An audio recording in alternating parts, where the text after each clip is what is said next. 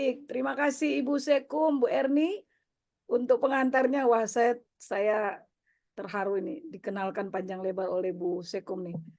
Tapi hari ini saya sebagai Kabid Hukum, HAM dan Politik di PWKI, jadi saya hari ini moderator orang dalam kira-kira gitu ya.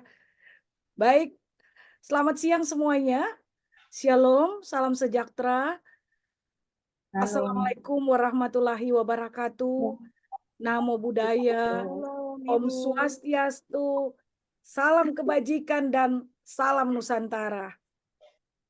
Ini yang terakhir saya mau bilang Happy Sunday. Karena ini hari Minggu. Jadi selamat berhari Minggu ibu-ibu sekalian. Meskipun di tengah weekend ini PWKI menggelar webinar nasional meningkatkan peran perempuan di parlemen. Puji Tuhan kita bisa berkumpul, sudah partisipan sejak mulai tadi langsung tembus 100, mudah-mudahan bertambah lagi dan sungguh kita bersyukur tadi saya sungguh terharu juga mengikuti refleksi dari Ibu Ketum, Ibu Pendeta Detilio yang luar biasa. Wow, saya pikir tadi bukan Ketua Umum PWKI yang bawa sambutan. Kelihatannya orasi yang luar biasa ini.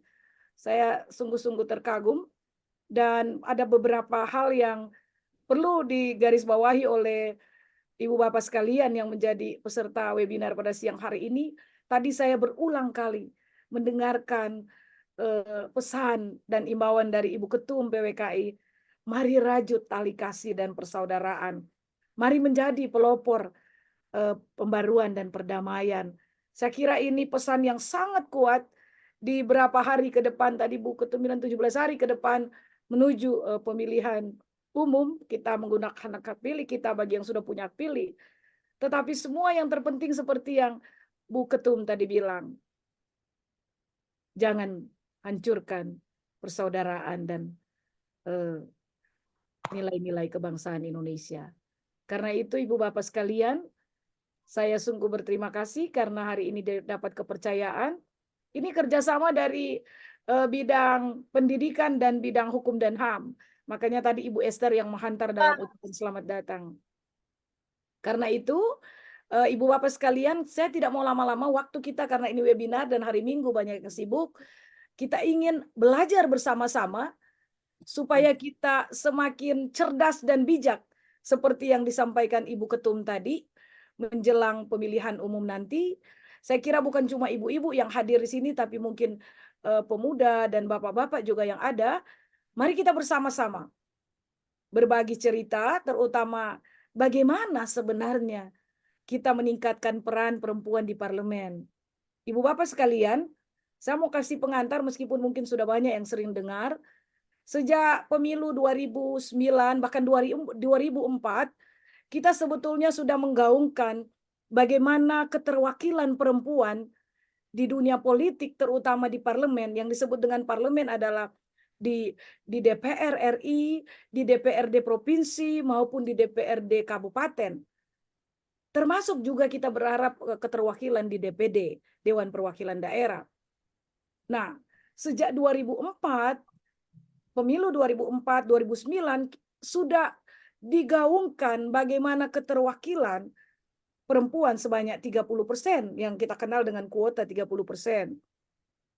Di tataran lapangan, implementasinya, kalau kita lihat partai politik menyambut dan meresponnya macam-macam. Berbeda-beda. Ada partai politik yang begitu cepat meresponnya, lalu kemudian secepat itu dia merekrut perempuan-perempuan pertama-tama duduk dalam kepengurusan di partai politiknya, kemudian dia membawa itu menjadi calon anggota dewan atau anggota caleg kalau kita kenal ya, calon anggota legislatif baik di kabupaten, provinsi maupun di nasional. Secara angka dari catatan nanti biar ada dua pembicara nanti ya akan bersama dengan kita dari Komnas Perempuan dan Komnas KPAI dan Pendeta Lisya yang mewakili PWKI. Secara angka memang kalau kita lihat di Ibu Bapak sekalian lihat di DCT daftar calon legislatif itu itu tinggi sekali angka perempuan. Di 3 pemilu terakhir itu melewati angka 30%. Tapi pertanyaannya, kenapa ketika sampai pada hari hanya, pada saat penghitungan suara, perempuan yang menjadi anggota legislatif yang terpilih atau yang dipilih oleh rakyat itu tidak sampai 30%. Bahkan sampai pemilu terakhir 2019 hanya 20%. Sedikit sekali. Susah sekali perempuan untuk menembus posisi di legislatif. Nah, Ibu Bapak sekalian, hari ini PWKI menjelang pemilihan umum 2024 pada 14 Februari nanti, kita ingin mengajak Ibu Bapak sekalian untuk bersama-sama mewujudkan kesetaraan gender ini di dunia parlemen, di ruang parlemen maksud saya. Karena itu saya ingin mengajak 3 narasumber yang hebat, pembicara yang hebat untuk bersama dengan kita. Saya ingin mengundang, saya akan memanggil lebih dulu. Yang pertama, tiga-tiga saya panggil ya. Yang pertama Ibu Pendeta Dr. Lisya Sumampo, selaku anggota luar biasa DPP PWKI. Ibu Pendeta Lisya, apakah sudah bergabung? Wow, ini kelihatannya Ibu Pendeta Lisya tidak dari Jakarta, di suatu tempat di Sulawesi Utara, karena dari bangunan rumah itu sudah beda. Selamat siang, Ibu Pendeta Lisya. Oke. Berikutnya saya akan mengajak Ibu Pendeta Silvana Maria Apitulei. Ibu Silvana Maria Apitulei, semoga sudah bisa bergabung. Oke. Ibu Pendeta Silvana Maria Apitulei sehari-harinya adalah komisioner Komisi Perlindungan Anak Indonesia. Tapi di layar kita menyebut sebagai pegiat HAM perempuan dan anak, karena memang beliau aktivis di sana. Pada saat ini beliau menjadi komisioner, tapi ruang pelayanan beliau sangat luas. Dan yang ketiga, kita mengundang Ibu Andi Yantriani, Ketua Komnas Perempuan. Saya menyebut Mbak Andi saja. Selamat siang, Mbak Andi. Selamat siang, salam Indonesia yang bineka untuk kita semua. Oke. Nah, Ibu Bapak sekalian, terima kasih banyak. Ya, oke, Kakak Andi. Coba suara yang bocor bisa di Bolehkah host mute yang tidak bicara di mute aja. ya, saya mute all dulu. Kalau bisa saya lakukan. Oke, sudah bisa. Oke. Ibu Bapak sekalian, terima kasih Kakak Andi sudah bergabung. Tinggal Kakak Silvana yang belum bergabung ya. Oke, ini 3 kakak yang luar biasa sudah bergabung. Ini kakak-kakak saya. Dan oke, sesuai permintaan, tadi Bu Pendeta Lisya bilang kenapa saya nomor 1. Jadi kita akan berbincang sore hari ini, gimana sih meningkatkan peran perempuan di parlemen. Saya kira kalau Mbak Andi di Komnas Perempuan itu tidak kurang-kurangnya untuk berteriak keterwakilan perempuan, karena penting. Undang-undang yang kita dorong terus-menerus yang berperspektif gender dan untuk kepentingan perempuan terlalu banyak yang sampai saat ini bahkan masih ada yang dalam perjuangan. Karena itu penting memang suara perempuan. Kalau kita ini maunya lebih dari 30% Kak Andi ya. Tapi ya gimana 20%, 20%,5. Aduh, itu aja udah ngos-ngosan. Mudah-mudahan 2024 ada perubahan. Meskipun kemarin waktu didiskusi di Kementerian PPA 22% katanya targetnya. Jadi cuma 1,5% Kak Andi naiknya. Ya saya pikir kenapa tidak? Habis seminar PWKI tiba-tiba jadi 25-30% ya. Itu impian. Karena itu Ibu Bapak sekalian, mari kita dengarkan, kita mulai 15 menit pertama, 10-15 menit pertama, seperti apa PWKI mendorong peran perempuan di parlemen, tapi juga karena Kakak Pendeta Lisya ini bukan cuma PWKI, beliau ini menjabat 2015-2020 ya Kak Lis, sebagai Ketua Umum Sinode GPI, Gereja-Gereja Protestan di Indonesia. Karena itu saya yakin linknya GPI itu sangat luas, sehingga mampu mencerdaskan perempuan-perempuan di seluruh tanah air. Ini Pendeta Lisha menguasai itu, Kakak Andi. Jadi mari kita dengarkan yang pertama, seperti apa suara Ibu Doktor Pendeta Lisha Sumampo untuk mendorong peran perempuan di parlemen. Silakan.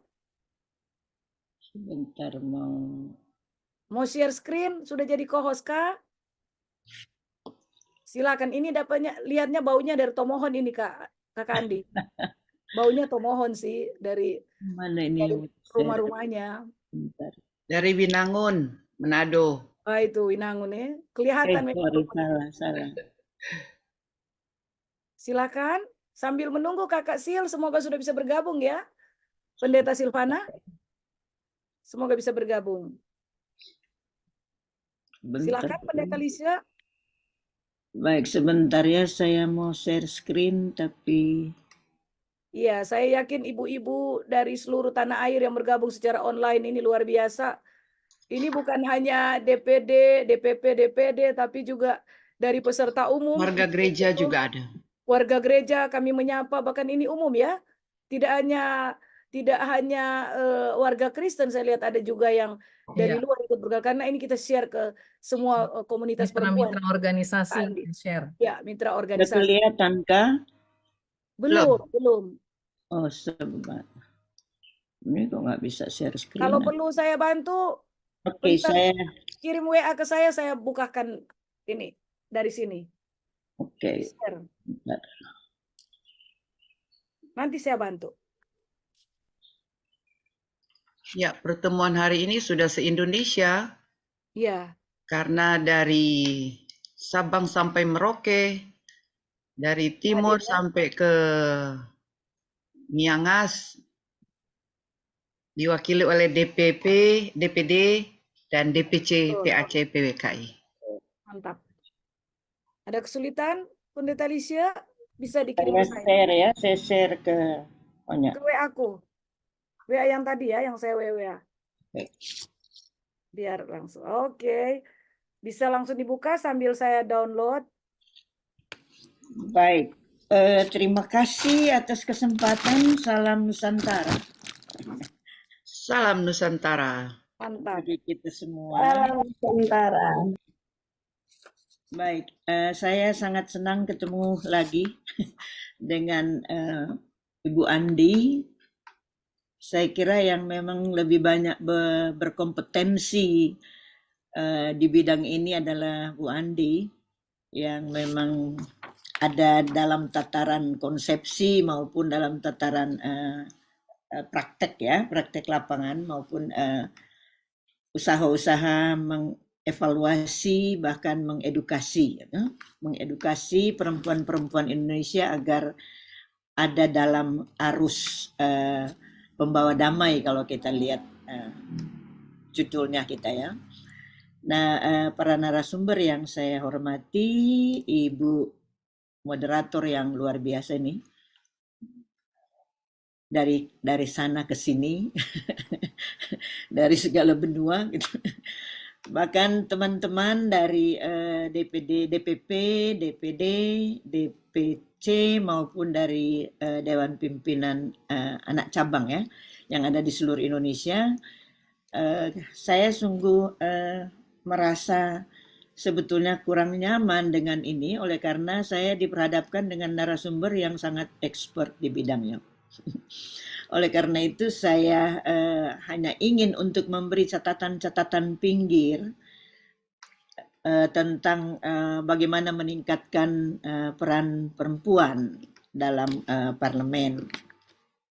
Ini yang diminta oleh saudara-saudara kita dari DPD, DPP, PWKI.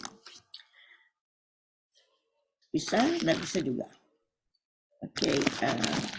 Nah. Kelihatan ya? Ya, oke. Bisa dibesarkan. Baik. Udah ya?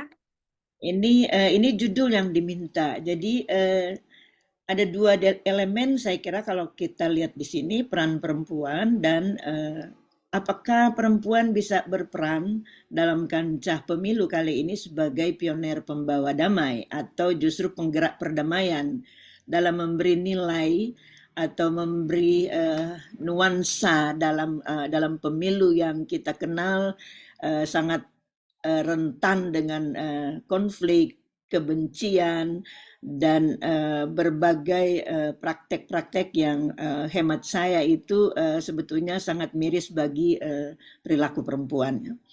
Kita berharap bahwa perempuan-perempuan yang sekarang ini bercokol di kancah pemilu tidak menjadi bagian dari pelaku-pelaku ketidakdamaian atau kerusuhan atau ketidakenakan, tidak nyamanan di tengah-tengah pemilu kita kali ini. Next. Saya, Ibu Bapak, membayangkan ya, mungkin saya salah membayangkan, tapi paling tidak saya melihat pengalaman waktu yang lalu, berkali-kali kita pemilu, dan kita melihat presentasi kehadiran para perempuan pada ajang persiapan pemilu itu mungkin lebih dari 30%, tetapi ketika dia mencapai hasilnya itu kalau kita lihat 2014 ya kayaknya ya Bu Sonya itu 17% saja, tapi pun kita lihat 2019 itu sudah 21%. Tapi apakah 2024 ini dia meningkat atau menurun? Nah, itu sebetulnya indikator evaluasi kita. Sehingga saya membayangkan bahwa perjalanan peran perempuan di kancah pemilu itu sebetulnya laksana labirin kehidupan. Dia selalu sering menemukan jalan buntu, nabrak tembok gitu, sehingga dia harus mencari jalan yang lain. Kadang-kadang jalan yang lain itu memperhadapkan dia dengan jurang. Ini labirin kehidupan yang sangat rumit, saya kira yang dialami oleh perempuan bahkan pun oleh lembaga-lembaga yang sangat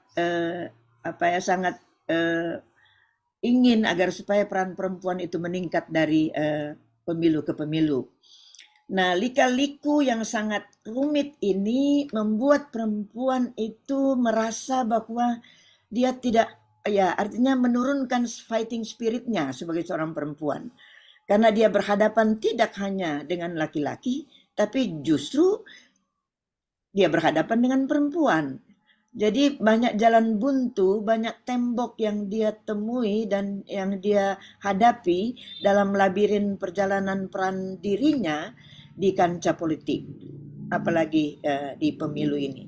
Dia melawan bagaimana stereotip dari masyarakat tentang diri perempuan ada dalam dunia domestik. Gitu. Bahkan dia merasa bahwa konstruksi budaya yang membentuk dirinya dimanapun dia dilahirkan itu sungguh melekat dan kadang-kadang menyumbat peran dirinya untuk ada dalam kancah politik. Nah ini labirin kehidupan dari perempuan berjalan maju, apakah dia mau capai di Gedung Putih atau tidak. Ini semoga ini bisa menginspirasi kita karena kadang-kadang kalau kita lihat yang jembatan yang putih itu seolah-olah dia sudah di situ, sudah dekat sekali, tapi toh dia menemukan jalan buntu. Jalan buntu itu bisa dari dirinya sendiri, bisa dari lingkungan dirinya, bisa dari luar dirinya. Karena itu labirin kehidupan ini adalah sangat kuat, harus diretas oleh perempuan itu sendiri ataupun oleh lembaga-lembaga perempuan ataupun oleh lembaga-lembaga gerejawi atau lembaga keagamaan yang concern dengan presentasi kehadiran perempuan di bidang politik atau di parlemen. Nah, ini sekedar memberi ilustrasi bagi kita bahwa begitu sulit tapi tidak mustahil kalau kita menerobosnya dengan kolaborasi yang apik dan santun. Berikut.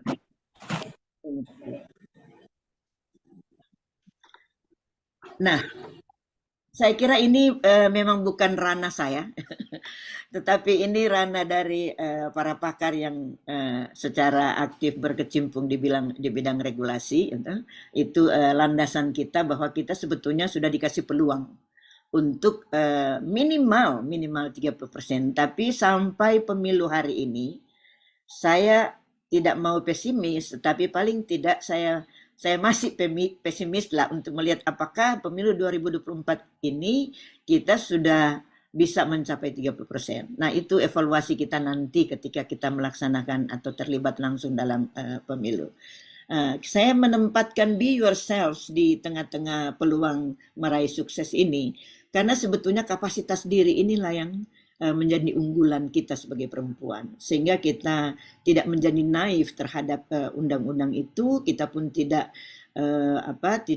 merasa oke, nyaman, kita sudah diberi kesempatan dan lalu kita berpangku dada untuk coba melihat toh undang-undang itu sudah ada, karena itu ya kita asal-asalan aja gitu.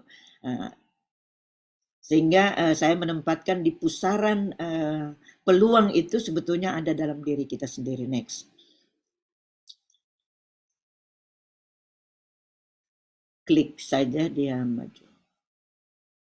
Oke. Yang kedua, saya mau melihat ini pemilu itu sebetulnya adalah ruang terbuka di mana kita mengaktualisasi diri atau perempuan mengaktualisasi diri. Yang mau saya katakan bahwa kita sebagai perempuan tidak bisa hanya terbuai dengan 30%. Kita tidak hanya terbuai toh ada kesempatan untuk itu. Tetapi justru yang saya mungkin sederhana saya memperhatikan panggung-panggung pemilu yang terbuka sekarang ini, sebetulnya itu peluang bagi para perempuan untuk mengaktualisasi diri, selling your pikiran-pikiran yang konstruktif, yang positif, yang ada dalam diri Anda. Karena pemilih sekarang adalah pemilih yang sudah cerdas.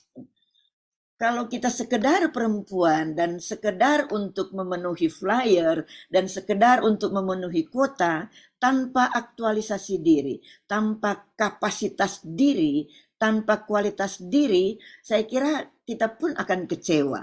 Walaupun mungkin akan mencapai 30 dan lebih persentase di sana, tapi kalau kualitas diri kita tidak kita ramu secara apik untuk kita menyalurkan aspirasi dari masyarakat, saya kira kita pun bisa kecewa.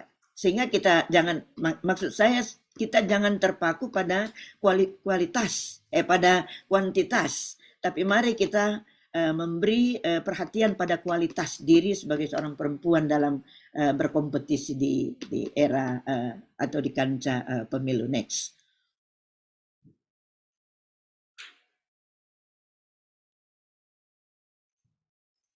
Nah, saya berharap bahwa di kancah pemilu ini perempuan atau panggung itu kita gunakan untuk mengedukasi masyarakat. Bagaimana kita mengedukasi masyarakat untuk merombak atau meretas ya konstruksi budaya yang selama ini membentuk. Mungkin ini kedengarannya klasik, tapi ibu-ibu sekalian, kalau kita melihat di lapangan dan dalam percakapan-percakapan di tengah-tengah masyarakat, justru konstruksi budaya ini, walaupun tidak lagi terujar dari para perempuan, tetapi justru dalam perilaku di tengah-tengah masyarakat, konstruksi budaya yang melemahkan potensi diri sebagai perempuan itu justru menonjol. Nah, saya pun tidak tahu bagaimana caranya atau belum tahu bagaimana cara yang paling pas, paling tepat, paling handal untuk coba meretas konstruksi budaya pada diri perempuan itu, kecuali melalui lembaga-lembaga keagamaan, lembaga-lembaga LSM yang berkiprah di bidang politik. Dan kebanyakan para perempuan itu masih mindsetnya masih permisif gitu loh. Masih ya sudahlah, jangan dulu lah, dia dulu lah. Walaupun nama sudah tercantum di daftar pemilu, tetapi kadang-kadang sikap untuk permisif terhadap peran laki-laki itu masih menonjol. Sehingga sebetulnya peran itu sudah ada dalam dirinya atau peluang itu sudah ada, sudah dibuka bagi pribadi itu, tetapi sikap permisif ini masih mendominasi mindset perempuan. Mungkin saya keliru, tapi lewat percakapan dan perilaku yang kita alami di masyarakat, kadang-kadang kalau kita katakan, ya ini sudah waktu, jangan dulu lah, yang lain dulu lah. Walaupun nama sudah tercantum, flyer sudah ada di mana-mana, tapi seolah-olah itu hanya untuk memenuhi kuota untuk diterimanya sebagai sebagai partai yang bisa masuk dalam kancah pemilu. Next. Nah, ini yang saya lihat sebetulnya dalam diri perempuan itu, kapasitas diri perempuan yang masuk dalam kancah politik sekarang ini sebetulnya sudah andal. Dia punya kualifikasi, dia punya kualifikasi atau relasi sosial yang cukup. Nah, dia punya potensi atau kapasitas relasi struktural. Nah, struktural ini jangan kita mengerti nepotisme atau aji mumpung ya, tetapi paling tidak relasi-relasi itu, kualifikasi itu ada terbuka di depan kita atau ada pada diri perempuan itu sendiri. Tapi kadang-kadang kualifikasi akademiknya itu lumpuh oleh karena sifat permisifnya, oleh karena konstruksi budaya itu lebih unggul daripada kapasitas akademiknya, relasi sosialnya itu tidak dia kembangkan secara santun, secara arif, secara bijak, sehingga semua itu kapasitas dirinya itu tidak muncul ketika di ruang terbuka, di kancah pemilu itu tidak muncul sebagai selling point bagi dirinya. Sehingga kadang-kadang justru itu melemahkan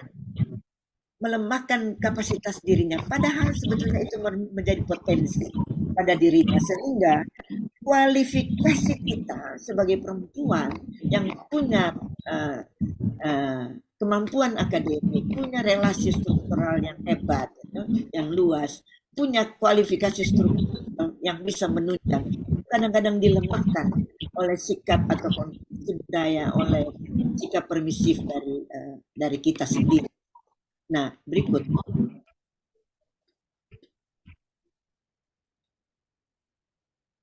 Nah, ini yang saya lihat sebetulnya tantangan diri dan lingkungan. Mestinya tantangan ini yang kita sebutkan dari tadi itu, elemen-elemen pertama itu, tantangan diri itu dan lingkungan itu mestinya menjadi peluang untuk kita sukses. Jadi memang di sini dibutuhkan fighting spirit dari perempuan itu, mesti tangguh, mesti kuat, mesti mampu. Orang lain boleh menopang, orang lain boleh menunjang, tapi itu sekian persen dari kualifikasi diri kita, dari kapasitas diri kita. Jadi kalau bagi saya, menjadi diri sendiri itu dengan kualifikasi, dengan kapasitas diri, itu sebetulnya selling point yang paling andal untuk kita dalam persaingan atau kompetisi pemilu kada. Next.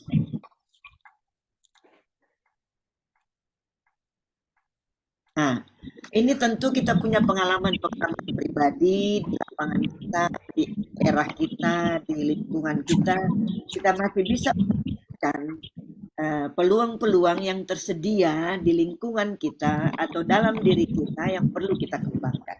Karena yang mengenal diri kita adalah diri kita sendiri. Yang mengenal lingkungan kita adalah lingkungan kita sendiri. Yang mengenal dapil kita adalah kita sendiri. Bagaimana kita ada dalam arena itu, dalam ruang terbuka itu, untuk sungguh-sungguh mengambil peran yang positif. Bukan mengambil peran yang orang bilang sekarang ecek-ecek lah, atau pelengkap penderita lah, yang apalah gitu. Nah, sebetulnya di peluang-peluang atau ruang-ruang terbuka di mana perempuan mengambil peran, mengambil sikap secara baik, secara cerdas, dan sebentar kita bicara. Next. Nah, saya mengambil semacam apa ya, semacam slogan atau moto atau verb ya, atau moto ya, perempuan berintegrasi. Integrasi itu bagi saya itu sesuatu yang menjadi modal perempuan. Sehingga ketika kita menjadi perempuan yang berintegrasi, kita bisa melawan, menerobos berbagai tantangan, kita bisa membuka peluang-peluang yang ada di depan kita dengan tidak meninggalkan atau kehilangan integritas kita sebagai seorang perempuan. Next. Nah, ini tadi sudah disebut oleh moderator kita. Seorang perempuan yang berintegritas, memiliki integritas, dia mesti cerdas dan bijak. Bagian pertama tadi kita sudah bicara ya, bahwa perempuan punya atau perempuan sudah punya kualifikasi, kapasitas akademik dan sebagainya. Nah, mengapa saya lekatkan cerdas dan bijak? Karena perempuan yang cerdas belum tentu bijak. Perempuan yang hanya mengandalkan kecerdasannya bisa terasing dengan lingkungan. Perempuan yang hanya mengandalkan potensi akademiknya, kecerdasannya, bisa kurang mampu berkomunikasi, bisa tidak mampu mengkomunikasikan pikiran-pikiran konstruktif, pikiran-pikiran cerdasnya, pikiran-pikiran futurisnya atau ke masa depannya terhadap orang lain. Perempuan yang hanya mengandalkan kecerdasannya bisa terasing dengan lingkungannya, dengan perempuan sendiri. Karena dengan kecerdasan kita bisa meremehkan orang lain. Dengan kecerdasan kita bisa menganggap orang lain tidak setara dengan kita.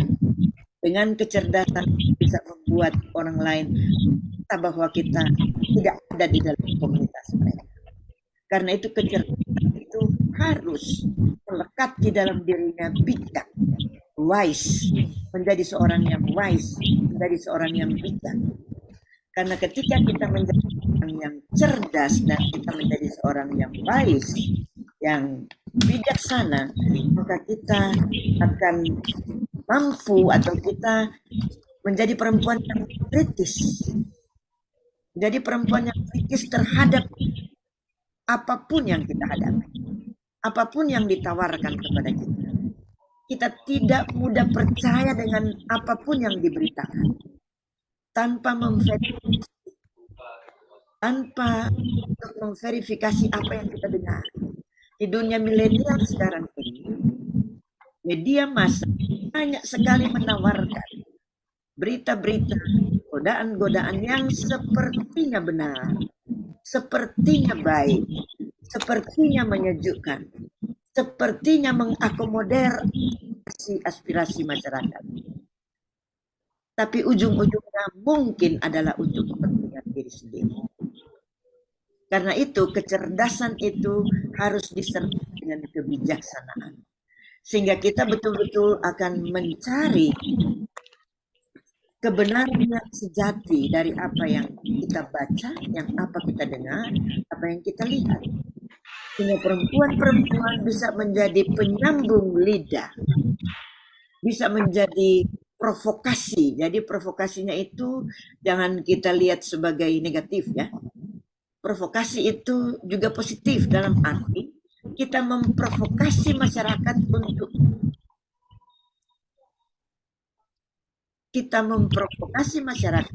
untuk tetap secara kritis menyuarakan kebenaran, menentang yang tidak benar, menentang berita-berita yang menyesatkan.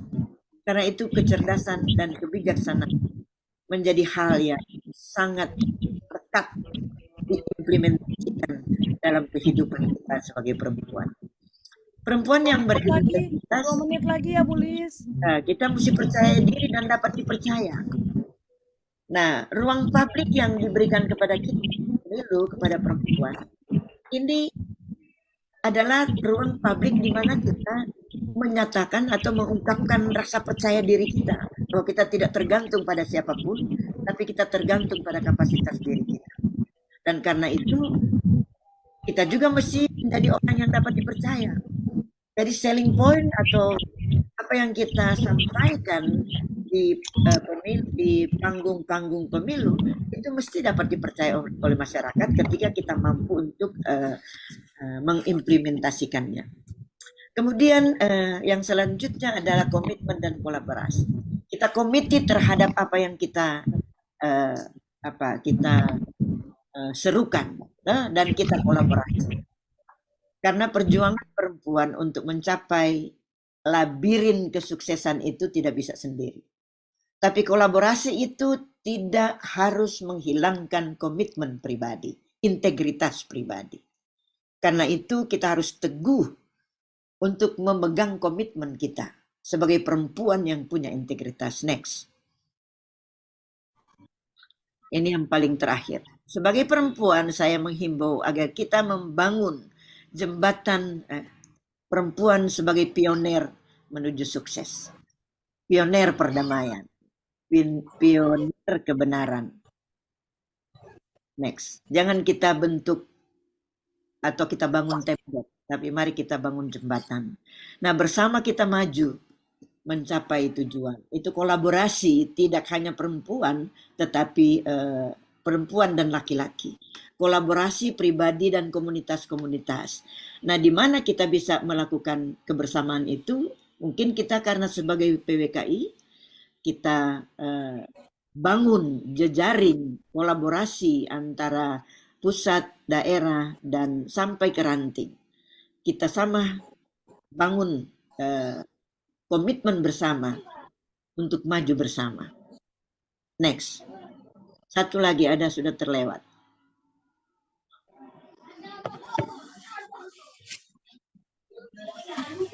Oh, oke. Ada ya baik. Apa-apa kita maju aja kepada komitmen bersama itu.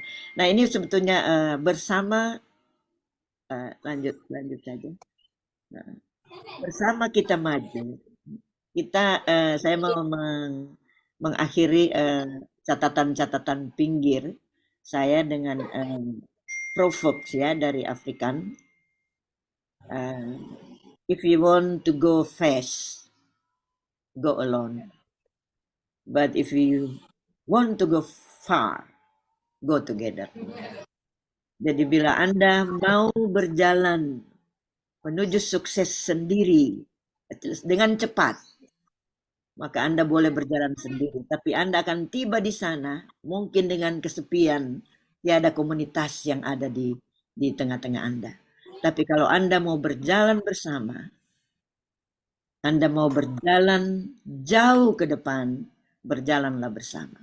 Mungkin itu closing statement dari saya ketika kita mau membangun kebersamaan sebagai PWKI yang justru lahir bukan dari berjuang untuk keluarga saja, tetapi justru dia berbasis keluarga dan berjuang pertama-tama di tahun 1946 untuk kepentingan gereja dan bangsa. Jadi dia sebagai pejuang, bukan pejuang keluarga saja, ya, tapi dia pejuang bagi keadilan, bagi kebebasan, bagi gereja, dan terutama sebetulnya bagi bangsa. Bagaimana peran PWKI di tengah-tengah kehidupan berbangsa dan bernegara. Mari kita ramu bersama kolaborasi dari semua aras, agar supaya dari semua aras dan kapasitas pribadi dan komunitas, sehingga semuanya itu kita ramu bersama secara apik untuk mencapai tujuan sukses bersama. Sehingga ketika kita sukses, kita tidak sukses sendiri, tapi kita sukses secara bersama. Itulah kolaborasi, komitmen, dan kolaborasi dari perempuan yang berintegritas. Saya kira itu catatan-catatan pengantar yang bisa saya sampaikan. Terima kasih moderator. Wow, kita beri tepuk tangan di masing-masing posisi kita. Boleh tepuk tangan virtual juga, boleh kasih tanda apakah, kasih silakan ibu-ibu, boleh tanda love, boleh tanda, silakan. Ini luar biasa buat Ibu Pendeta Lisha. The best pokoknya, luar biasa. Jadi kalau mau cepat ya silakan, tapi resiko sunyi sendiri. Kira-kira gitu kata Bu Lisha. Jadi bersama itu jauh lebih baik. Kolaborasi itu jadi jauh lebih baik. Dan yang terpenting adalah kita harus tetap bijak. Dan ada tadi satu kata, cerdas serta kritis.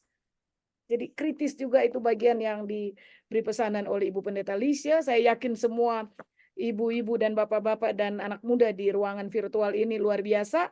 Karena itu integritas pribadi sangat penting. Wow, luar biasa. Baik, ini baru satu pemantik sudah terisi. Ini luar biasa, Ibu Pendeta Lisha Sumampo dari Arawinangun sudah memberi kita kekuatan dan penguatan bagaimana kita meningkatkan integritas kita. So